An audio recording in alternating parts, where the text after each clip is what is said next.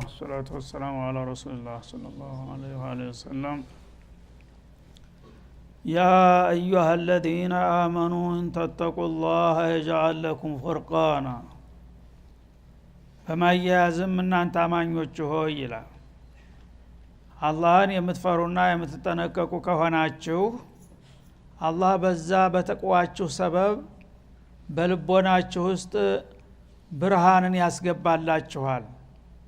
አንድ ሰው ኢማኑን በሚያጠናክር ጊዜ ጌታውን በሚፈራበት ጊዜ በልቡ ውስጥ ቁወተል ኢማን ማብራት እንዲበራ ያደርግለታል ይላል።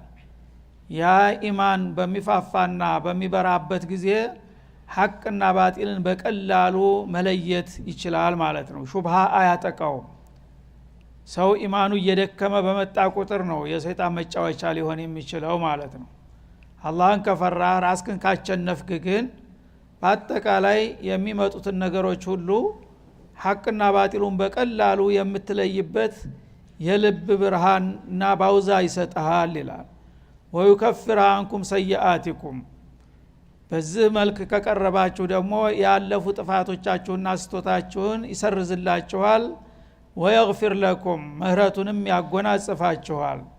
ወላህ ዙል ፈድል አልዓዚም አላህም ሱብሓነሁ ወተዓላ የዚህ አይነት እምነት ይዛችሁ ከተገኛችሁ የታላቅ ትሩፋትና ችሮታ ባለቤት ነውና ትልቅ ዋጋን ታገኛላችሁ ሲል ያግባባል ማለት ነው። እና ሰው አንድ ነገር መጀመር በቂ አይደለም። አማኝ ነኝ ካላችሁ ኢማናችሁን ዳር ማድረስ አለባችሁ። ቃልን በተግባር መለወጥ አለባችሁ። ከከለከለውና እሱ ከማይወደው አካባቢ መራቅ መጠንቀቅ አለባችሁ። ያንን ካደረጋችሁ አላህ Subhanahu Wa Ta'ala ኢማናችሁን እያፋፋ ብርሃናችሁን እያሰፋላችሁ ይመጣና ወንጀላችሁንም ይሰርዛል፣ ምህረትንም ያጎናጽፋችኋል። ከዚያም በመጨረሻ ጀነተል ፊርደውስ የምትወርሱበትን ታላቁን ትሩፋት ይለግሳችኋል በማለት ያግባባል ማለት ነው። እና በዚህ መልክ እንግዲህ ኢማንን የጠበቀ ሰው በዱንያ በአኺራ ሰዓዳን አላህ ያላብሰዋል። ካልሆነ ግን አልዓክሱ ቢልዓክስ ተቃራኒው በተቃራኒ ውጤት እንደሚወጣ የታወቀ ነው ማለት ነው። ወኢዝ የምኩሩ ቢከ الذين كفروا اذكر لهم يا رسولنا ይላል። ቀደም ሲል እንግዲህ በአጠቃላይ ለኡመቶቹ የዋለላቸውን ውለታ ሲያስገነዝባቸው ስተታቸውንም ሲያርማቸው ከቆየ በኋላ በቀጥታ ለነብዩ የዋለላቸውን ሊረሳ የማይገባውን ታላቁን ውለታ ያስታውሳቸዋል። አውሳላቸው፣ አስገንዝባቸው። ኢዝ የምኩሩ ቢከ الذين كفروا እነዛ ከሃዲያን የሆኑ ወገኖች በአንተ በሚዶልቱና በሚያስሄሩ ጊዜ እኔ እንዴት አድርጌ ከነሱ ደባና ሴራ እንዳዳንኩህ እስቲ ተገንዘብ ይላል። ምን እያሉ ያሴሩ ነበረ መኮች? ሊዩትቢቱክ አንተን እድሜ ልክህን እስረኛ አድርገው አግተው ሊያስቀምጡህ ሲዶልቱ ነበረ። አው የቅቱሉክ ወይም ደግሞ ገለነው ማረፍ አለብን እያሉም ሲያሴሩ ነበር። አው ይخرجوክ ወይም ደግሞ ያለውል በግድ ታገር ተትውልድ አገርህ ሊያባርሩህ አስገድደው አላህ ሳያዝህ ማለት ነው። አሁን በጌታ ፍቃድ ነው የወጡት። እነሱ ግን ቀደም ሲል በተጽኖ ራሳቸው ሊያበሩህ ጥረው ነበረ ይላል። ያ ሁሉ ቅዳቸው ሳይሳካላቸው እኔ ላንተ እና ለዲንህ የሚበጀውን ነገር በመስጠቴ ዋልኩልህን ውለታ አስታውስ ይላቸዋል። ወየምኩሩን እነዚህን የመሰሉ አደገኛና መርዛማ የሆኑ ሴራዎች ሲያሴሩ ነበረ። ወየምኩሩላህ አላህ ደግሞ በአጠፋው የነሱን ዱለትና ሴራ የሚያክሸፍን እርምጃ ሲሰራ ቆይቷል ይላል።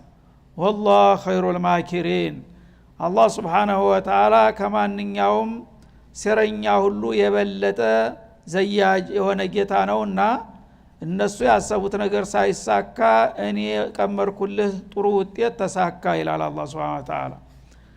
ይሄ ደግሞ የሂጅራውን ጉዳይ ነው የሚጠቅስልን ማለት ነው። እንደሚታወቀው ነብዩ አለይሂ ሰላቱ ወሰለም ተወልደው ያደጉት መካገር ነው። መካገር ልክ 40 አመት ሲሞላቸው የኑቡዋ ጸጋ አላህ Subhanahu Wa Ta'ala ቸራቸው። የአላህን ጥሪ ተቀብለው ንቡዋውን ተጎናጽፈው እኔ የአላህ መልእክተኛ ነኝ ብለው ራሳቸውን ማስተዋወቅና ስራቸውን መጀመር ሲሞክሩ የቅርብ ዘመድና ወዳጅ የተባሉ ሳይቀሩ አይንህን ላፈራሏቸው ማለት ነው። አለመታደል ሆነና ሁላቸውም በደስታ በለልታ ሊቀበሉት የሚገባውን ነገር እነሱ መጥፎ ነገር እንደመጣባቸው በመቁጠር እሳቸውንና ተከታዮቻቸውን አሳር መከራ ያበሏቸው ገባ ማለት ነው። እነሱም በለላ አቅማቸው ያው ሶብር አድርገው ጥርሳቸውን ነክሰው የሚደርስባቸውን ግፍና በደል ተሸክመው አመታት አስቆጠሩ። ለ13 አመታት በዛ ሁኔታ ላይ እያሉ በመጨረሻ ትግስታቸው አለቀና ሙሽሪኮቹ እስካሁን እንግዲህ በግርፋት በስዳብ ስም በማጥፋት ንብረትን በመቀማት በተለያዩ ነገሮች ሲበዘግዟቸው መቆየቱ ሳይበቃ ለአንዴና ለመጨረሻ ጊዜ የሰውዬ ጉዳይ እልባት መስጠት አለብን አሉና ዳረ ነድዋ የሚባል የሴራ ቦታ ነበራቸው። እዛ አስቸኳይ ስብሰባ ጠሩ በሌሊት ያውም እና እዛ ስብሰባ የጎሳ መሪዎች ተጠራርተው በድብቅ ህዝቡ በማያውቅበት ሁኔታ ወደዛ ይገባሉ። የመጨረሻ ውሳኔ ሊሰጡ በነብዩ ላይ ማለት ነው። እዛ ሲገቡ በሩ አካባቢ አንድ ጎፋፋ የደጋ ሽማግሌ የመሰለ እየተጎተተ አገኙት እና ይሄ ምናልባት ሰላይ ሊሆን ይችላል ብለው ጠረጠሩትና ኢለይካ አና ያ ረጁል አሉት። ሰውዬ ምን አመጣህ እዛ አካባቢ? አይተን ማናቀው ጠጉረ ልውጥ ሰው አለ። ምናልባት ይሄን ነገር እንግዲህ ሰው ጥላትን ያው ለመሰለል የተለያዩ ዘዴዎችን ይጠቀማልና አውቀው እኮ ዝም ብሎ የበሰበሰ ሽማግሌ ነው ማንም ትዝ አይለውም ብለው ልከውብን ሊሆን ይችላል አሉና ወረፉት። አንተ እዛ አካባቢ ምን አመጣህ? ተዛተድ ምናምን ብለው ጮሁበት።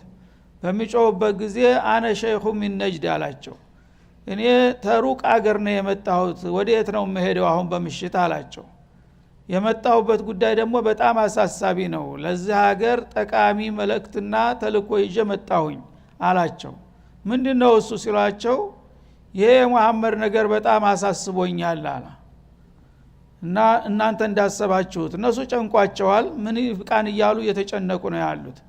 ስለዚህ እናንተ ብቻ ሳይሆኑ ከእናንተ የበለጠ እኔም አስጨንቆይ በለለ ጉልበቴ ተነጅድ አካባቢ ከሪያድ አካባቢ ነው የሄደው ማለት ነው። ከዛ የመጣውን ሽማግሌ ነኝና የሆነ ስብሰባ አላችሁ ማለት ስለሰማሁ ምናልባት ሁላችንም ተባብረን አንድ መፍትሄ ለማግኘት እንደረዳችሁ ይሆናል፣ ባትጠሉ ባታባረሩኝ ይሻላል አሉ። የጨነቀው ሰው እንግዲህ ረዳሃል ያለውን ሁሉ በተስፋ ነውና የሚያየው። እውነትም የሰውዬ በእድሜ ባለጸጋ ናቸው፣ ብዙ ተሞክሮ አላቸው፣ ሊጠቅሙን ይችላሉ፣ ይግቡ ተባለ ማለት ነው። ግቡ ባባ ተብለው ተጋበዙ። ማን ነበር እሱ? ዳቢሎስ። ሱብሃንአላህ። ሸያጢን الانس والجن يوحي بعضهم الى بعض زخرف القول غرورا። የአላህን ብርሃን ለማጥፋት ሸያጢን الانس والجن ተባበሩ ተጠራሩ ማለት ነው። በዛ ሰዓት እንግዲህ ፍርሷ ዘሃብያን አትለሱ ለአንዴና ለመጨረሻ ጊዜ እነዚህን ሰዎች አስተባብሮ ነብዩን ለማጥፋት ኢብሊስ ስጋ ለብሶ በገሃድ መጣ። ሰው መስሎ ሽማግሌ መስሎ ማለት ነው። ለን ተዕዲሙ ሚኒ ረእያር ተኔ የሚጠቅማችሁ ገንቤ የሆነ ሐሳብ ልታገኙ ትችላላችሁ፣ አትቸኩሉ አላቸው። ያን ጊዜ እሺ ግባ ተብሎ ተፈቀደለት ማለት ነው። መጀመሪያ እንደ ተሳታፊ ሆኖ ገባ። እዛ ሲገባ ግን ሀያ ያዛቸው። በጣም እንግዲህ አንጋፋ ሽማግሌ ስለሆነ ይሄ ትልቅ ሰው እያሉ ደግሞ ለዚህ ጉዳይ ተሩቅ አገር መጥተው ተኛ የበለጠ የሚያስቡ ከሆነ ስብሰባውን እሳቸው መምራት አለባቸው ተባለ። ሊቀመንበር ሆኖ ቁጭ አለ ማለት ነው። ያአላህ በሉ ሐሳባችሁን አቅርቡ አለ ሰብሳቢው። እዛ እየተነሱ ሐሳብ ሊሰጡ ነው ማለት ነው። ይህን ሰውዬ ምን ማድረግ አለብን ለአንዴና ለመጨረሻ በሚሉበት ጊዜ በሉ ሐሳብ ስጡኝና በመጨረሻ ሰብስቤ ጨምቄ የሚሆነውን ነገር ወስናለሁኝ አላቸው። ጥሩ አሉና እጃቸውን እያወጡ የሰጧቸውን ሐሳቦች ነው ባጭሩ አላህ 3 ሐሳቦችን አቀረበ ማለት ነው። ይذكሩ ቢከ الذين كفروا አንደኛው የመጀመሪያው ሐሳብ ሊዩثبቱክ አለ። ይህ ሰውዬ እንደ ልቡ ስለሚንቀሳቀስ እኮ ነው በጎሳዎቹ በበኒ ሃሽም ታቅፎ ፈለገው ሰፈር ፈለገው ብሔረሰብ ጋራ እየተገናኘ ነው ይሄን መርዙን እየረጨ ሰላም የነሳን። ካሁን በኋላ እንደ ልቡ መንቀሳቀስ የለበትም፣ ቁጥጥር ስር መዋል አለበት እላለሁ አለ አንዱ ተነስቶ። ስለዚህ ቁጥጥሩን በደንብ ለማጥበቅ አንድ ቤት እንስራ አለ። በር የሌለው ቤት፣ ዙሪያውን ዝግ የሆነ ቤት፣ ትንሽ የዳቦ ቁራሽና አንዲት ቃሩራ ውሃ ብቻ የምታስገባ ቀዳዳ እናድርግና በዛች እናቀብለዋለን እንዳይሞት እንዳይድን። ከዛ በኋላ ከማንም ጋር እንዳይገናኝ እንደዛ አይነት ቤት ሰርተን እድሜ ይፍታህ እዛ ውስጥ በስብሶ መሞት አለበት የሚል ሐሳብ አቀረበ ማለት ነው። በሚያቀርብበት ጊዜ ሳቀበት ሰብሳቢው ኢብሊስ። አንተ አሁን የሀገር ሽማግሌ ተብለህ የመጣው ይሄን ሐሳብ ይዘህ ነው አለ። አንተ ለበግረኛም አትበቃም አለ፣ እንኳን እዚህ ወሳኝ ለሆነ ነገር። ስለዚህ ታውቃለህ አይደለም እንዴ በኒ ሃሽምና በኒል ሙጦሊብ በጣም ጀግናዎች ናቸው፣ ጠንካራ ጎሳዎች አሉት። አንተ ወንድማቸውን እንደዛ አድርገህ በእስር ቤት ስታበሰብስ ዝም ይልሃል እንዴ? ባለ ለላ ኃይላቸውን አስተባብረው መጥተው ፈነቃቅለው ይዘውት ይሄዳሉ። ከዛ በኋላ ደግሞ የበለጠ ጉልበት ያገኛል፣ ያልቅላቸዋል። እና ይሄ ረእይ ብለህ ልታቀርብ አይገባህም ብሎ ወረፈው። አፍሮ ቁጭ አለ ማለት ነው። ሌላ ሐሳብ የተሻለ ሐሳብ አምጡ አለ። ሌላው ተነሳና ሊዩትቢቱከ አው የቅቱሉከ አለ፣ እንግደለው አለ ማለት ነው። ቅደም ተከተሉ ያው እንደ እንትን ነው። አው ይخرجوك የሚለው ነው የሚቀጥለው በሐሳብ ሂደት ደረጃ። ሌላው ደግሞ ተነሳና ታገር ለምን አናባረረውም? እዛ ሀገር ስለሚኖር እኮ ነው እንደዚህ ሰላም ይነሳን። ካሁን በኋላ ዜግነቱን ቀምተን ማባረር አለብን። ፈለገበት ሀገር ሄዶ እንደፈለገ ይሁን፣ እኛ ሀገራችንን ለቆልን ከሄደ ደግሞ ምን ያደርገናል የሚል ሐሳብ አቀረበ። አንተም ከፊተኛው የተሻልክ አይደለህም አለው። ስለዚህ አሁን ይሄ ሰውዬ ቀላል ሰው እኮ አይደለም። ተዚህ ስታባረሩት እንዲያውም ቀናው ተመቸው እና በደለኛ ነኝ ብሎ ሮሮ ያሰማል። በአለም ዙሪያ እየሄደ ወገኖች እንዲያርገው አባረሩኝ እያለ የተለያዩ ዋሆች አያጣም። ሰብኮ አስተባብሮ ኃይሉን አጠናክሮ መጥቶ ነገ ይዘምትባቸዋል። አማተረውነ ኢላ ሐላወቲ ቀውሊሂ አለ እና ሲናገር ምን ያህል ማራኪ እንደሆነ አፉ ቅቤ ነው። እንደ አይነት ሰውዬ ተለቀቃችሁትማ በቃ ዙሪያ አራቡን በሙሉ በደውዩን አስተባብሮ ነገ እናንተ የላችሁም አለ። ይሽ ምን ይሻላል ሲል የመጨረሻ ፍርዓውን هذه الامه አቡ ጀህል ተነሳ ማለት ነው። እኔ ተውላችሁም የተለየ ሐሳብ አለኝ አለ። ምንድነው እሱ? መገደል ነው ያለበት ይሄ ሰው እያለ የምን እሱን አስሮ መቀለብ፣ የምን ደግሞ አባሮ ነገ ምን ይዞ ይመጣል እያልን መጨነቅ፣ ከወዲሁ ልባት መስጠት አለብን እንጂ አለ። ግን አገዳደሉ ስልታዊ መሆን አለበት አለ። አንድ ሰው ቢገለው ያንን ገዳውን በኒ ሃሽሞች ሳይበቀሉ ማንዘሩን ሳያጠፉ አይለቁትም። ያንዳይሆን እያንዳንድን ብሔር ብሔረሰቦች ወጣት ማዋጣት አለባቸው አለ። በየጎሳው ሁሉም ወጣቶች ተየአቅጣጫው ተሰብስበው ይመጡና ስለታማ ሰይፍ እናድላቸውና ለነዛ ወጣቶች ዙሪያውን ይከቡትና መሐከል ታደረጉ በኋላ የድርቡህ ዶርበተ ረጁል ዋሂድ፣ ቅደም ተከተል ሳይሆን አንድ ጊዜ ሩምታ ያወርዱበታል። ዙሪያውን ከበው በጥስጥስ አድርገው ይጥሉታል። ከዛ የተፈረቁ ደሙሁ ፊል ቀባኢል፣ ደሙ በመላው ብሔረሰብ ላይ ተረጨ ማለት ነው። አንድን ሰው ገሌና የገደለብኝ ብለው ሊበቀሉ አይችሉም። እና ደግሞ ቁረይሽን በሙሉ በኒ ሃሽም አንዱ ትንሽ ብሔረሰብ ተነስታ ሁላችንም ልትወጋ አትችልም። ያለው አማራጭ ምን ይሆናል? በቃ የነፍስ ዋጋችሁን ስጡንና እንታረቅ ነው የሚሉት። በዚህ መልክ መገላገል አለብን። የነፍስ ዋጋ ደግሞ በሁሉ ብሔረሰብ ላይ በሚረጭ ጊዜ አንዳንድ ሪያልም አይደርስብንም ሲል هذا الرأي على ጎበዙ ይችናት የጎበዝ ሐሳብ፣ በዚህ ላይ ተስማሙ፣ ከዚህ ውጭ ምንም አማራጭ የለም ብሎ ባረከው ዲያብሎስ ማለት ነው። ይሄንን እና ትልቁ ጣዖት ኢብሊስ ጋራ ረእዩ ተስማማ ማለት ነው። በአቡጀል ሐሳብ አፍላቂነት በዲያብሎስ ባራኪነት ይሄ ቃል አለፈ ማለት ነው። በዚህ መሰረት ጊዜ መሰጠትም የለበት ዛሬውኑ መፈጸም አለበት ይሄ ጉዳይ ተባለና ተወሰነ። ወዳውኑ ከየብሔር ብሔረሰቡ ወጣቶች ተመልምለው መጡ ማለት ነው ሚሊሻዎች። እና ወዳውኑ ስለታማ የሆነ ሰይፍ ታደሉ። አሁኑ ቶሎ ኢንፎርሜሽን ሳይሰማና ሳያመልጥ ቤቱን ሄዳችሁ ከበቡ ተባለ። ቤታቸው ተከበበ መጥቶ ማለት ነው። ነብዩ ውስጥ አሉ። አልይ ኢብኑ አቢ ጧሊብ ገና ለጋድሜ ላይ ነው ያሉት። እሳቸው ጋር ነበር ያደጉትና አብረው ናቸው። ኋላ ጅብሪል አልአሚን መጣ ዛሬ የተወሰነውን ነገር ሰማ እንዳላቸው ምንድነው እሱ በቃ ባንተ ላይ እኮ የመጨረሻ ውሳኔ አለፈ ምን የሚል በዛሬው ሌሊት መገደል አለበት ተብሎ ይሄው ወጣቶች መጥተው ከበውታል ቤትህ እኮ ሳርከል ውስጥ ነው ያለው አላቸው ስለዚህ ረብል ዓለሚን አሁን ልኮኛል አስቸኳይ እርምጃ መወሰድ አለበት ተነስታ ጠቅና ውጣ አላቸው በሌሊት እና በመተወጣ ጊዜ ምንም አያደርጉህም አንተ የጌታህን ቃል እያነበብክ ወጥተህ ትሄዳለህ አልይን እንዳይፈራ ምከረው እና አደራቃዎች ነበሯቸው እንደዛ እየጠሏቸው እንደዛ እያሳደዷቸው ምርጥ ዕቃ ያለው ሰው ወይም በጣም ከበድ ያለ ገንዘብ ያለው ሰው አማና የሚያስቀምጠው እሳቸው ጋር ነበረ መሐመዱ አልአሚን ነበሩና ማለት ነው ያንን አማና እነሱ ሊገድሏቸው እያሴሩ እሳቸው ደግሞ አማናውን ለማንሰጥ ቸልህድ እያሉ ይጨነቃሉ ማለት ነው አልይን መከሯቸው ያንዳንዱ የተለያዩ ቃዎች የተለያዩ ማዕዲኖች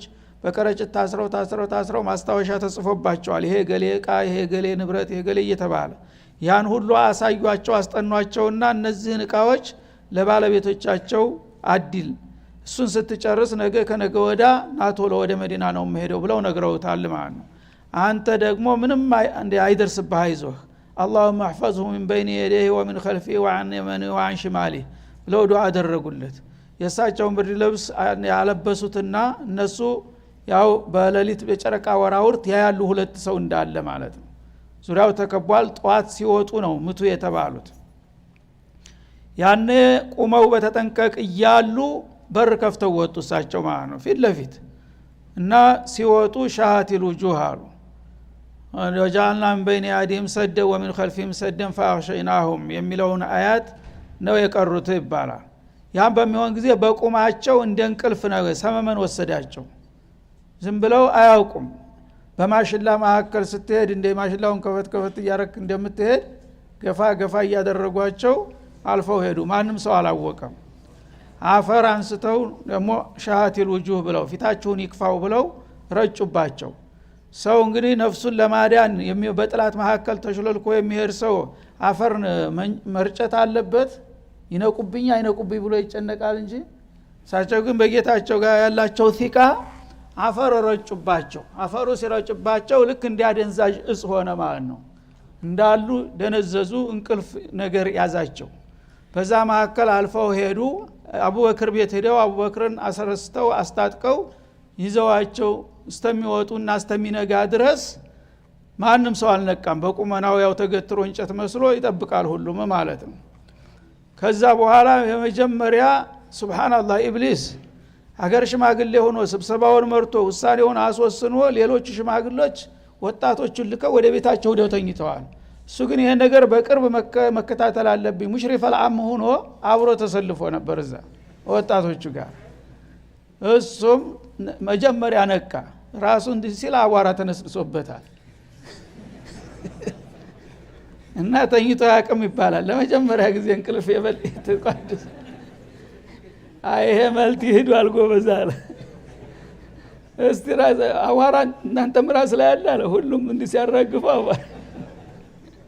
በቃ አዋራ በቁመናችን ቀብሮን ሄደኩ አላህ አክበር ነስር አላህ ሱብሃንአላህ ከዛ በኋላ ተደናገጠ ሁሉም አምልጦ ሄደ ተብሎ ወዳውኑ አዋጅ ተነገረ ውጥንቅጡ ወጣ ከተማው በአንድ ጊዜ ማለት ነው በቅርብ በሩቅ ፍለጋ እንግዲህ ተሰማራ ሰው ፈረሰኞች በጣም ፈጣን የሆኑ ሰዎች ተመካ የሚወጡ አውራ ጎዳናዎችን በሙሉ በያቅጣጫው ኩል ወደ ምስራቅ ኩል ወደ ምዕራብ ኩል ወደ ደቡብ ኩል ወደ ሰሜን ሁሉም ፈረሱን እያስነሳ ይናጥጥ ጀመር ማለት ነው እዛ በከተማ ደግሞ ሰፈር በሰፈር ያው ፍተሻው ተጧጧፈ ምንም ነገር የለም እሳቸው መጀመሪያ አላህ Subhanahu Wa Ta'ala ስልቱን ቀይሶላቸዋል በልጅነታቸው ፍየል ሲጠብቁ የሚያቋት ዋሻ ነበረች እዛች ዋሻ ነው ሄደው ለተወሰነ ጊዜ ግርግር ውስጥ ያባራ መቆየት ያለባቸው ተነግሯቸዋል አቡበከር ጋር ሄደው እዛች ገብተዋል አሁን ያው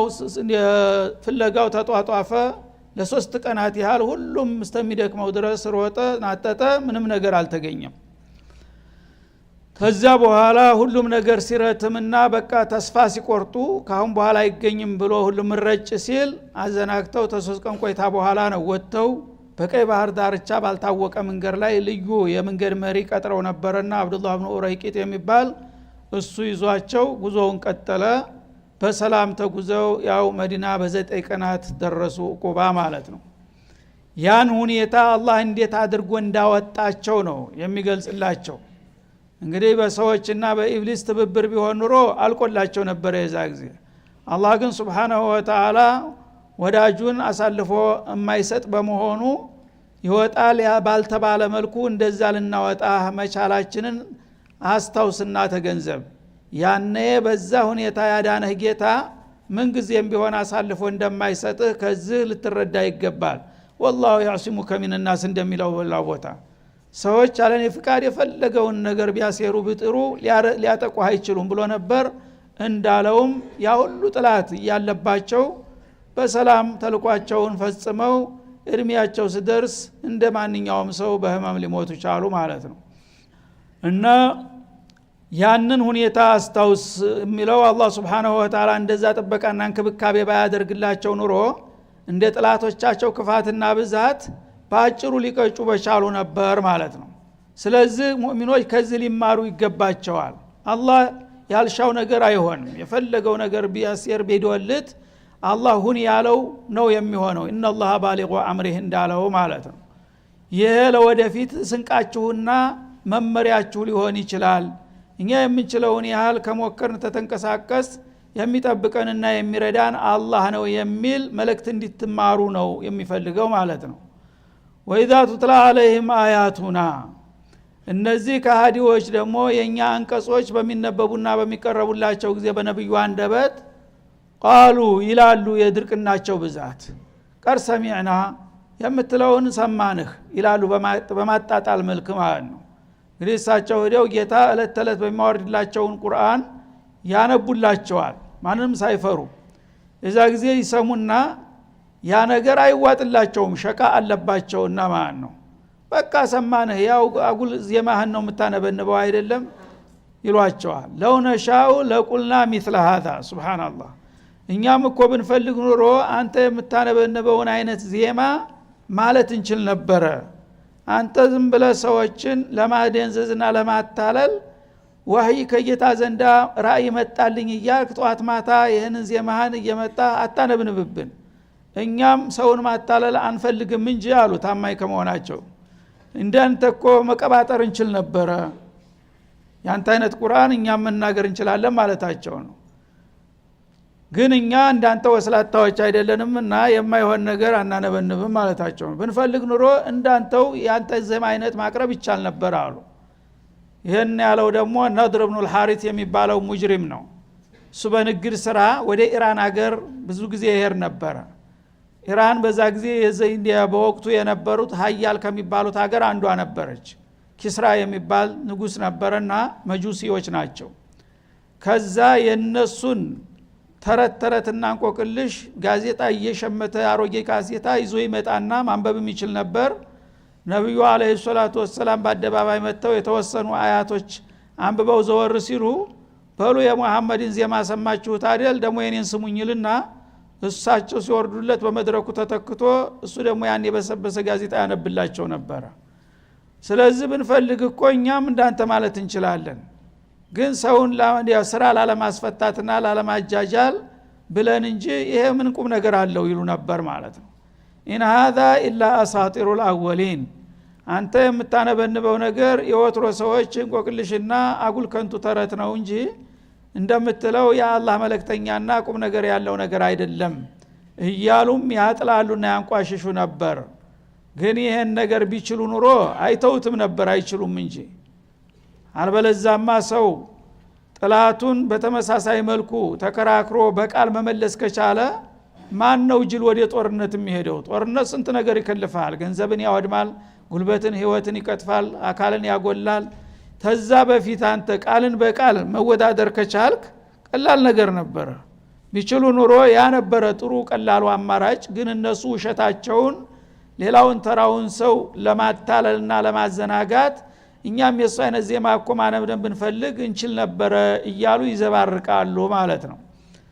አላህ Subhanahu Wa Ta'ala ቁል ፈቱ ቢሱረት ሚን ሚስሊሂ መጀመሪያ ቁርአንን የመሰለ ነገር አምጡና ተወዳደሩ ብሏቸዋል።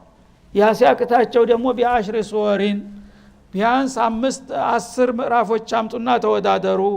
ያ ሲያዳግታቸው ደግሞ ቢሱረት ሚምስሊህ አንድ አያት እንኳን አምጡ እያለ ብዙ ጊዜ ደጋግሞ ነው ለዚህ ነገር የጋበዛቸው። እነሱ ደግሞ በጣም በንግግር ችሎታ የታወቁና የተደነቁ ነበሩ፣ ሙያቸውም ነበረ። ያ ነገር እንደማይችሉ እያወቁ ሰውን ግን ለማታለል ተራውን ባላገር እኛም ብንፈልግ ኑሮ የሱ አይነት ዜማ ማነብነብ አይቸግረንም ነበር እያሉ የሚያወናብዱም አሉ ሲል አጋለጠ።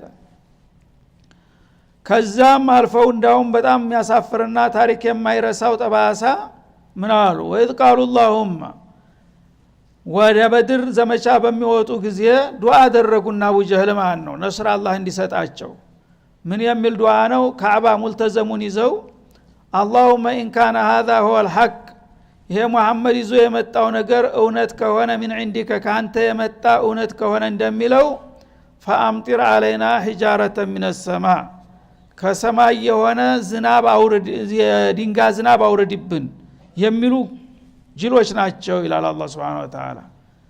እንግዲህ እነሱ ይሄ ማለት ካለባቸው اللهم ان كان هذا هو الحق فهدنا لقبوله ነበር መባል ያለበት።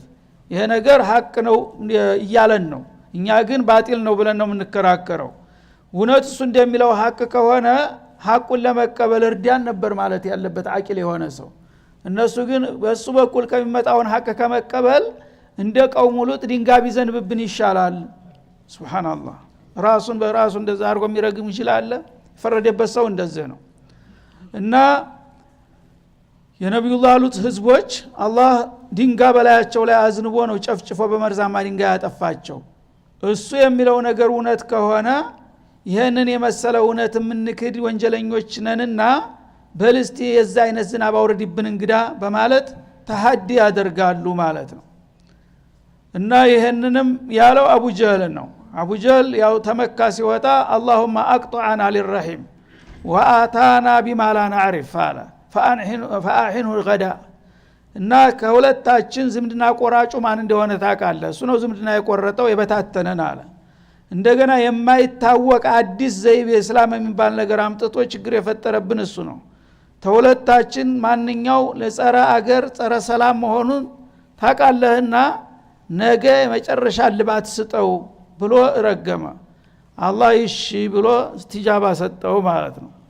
በዛ መሰረት ያው ወርዶ በድር ሊታረድ ቻለ። ይሄ ሁሉ እንግዲህ አላህ Subhanahu Wa Ta'ala በሁለቱም ወገን የነበረውን ፍጥጫና አቋም እየገለጠና እያመሳከረ ለማን ምን መልስ እንደሰጠው ያሳየናል ማለት ነው።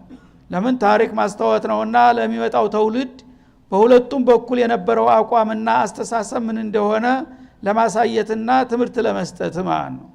እንካን هذا هو الحق በሱ በኩል የሚነገረውና የሚቀርበው ነገር እውነት ከሆነ ምን عندك ካንተ የመጣ እውነት ከሆነ فامطر علينا حجاره من السماء ከወደ ሰማይ መርዛማ ድንጋይ አውርደህ አጥፋን ጨፍጭፈን አው ይእቲና بعذاب አሊም من انواع العذاب ወይ ማንተ የፈለከውን ቅጣት አምጣና አጥፋን ዋጋችንን ስጠን ብሎ በገዛጃቸው ራሳቸውን በራሳቸው የሚረግሙ መናጢዎች ናቸው አለ አላህ።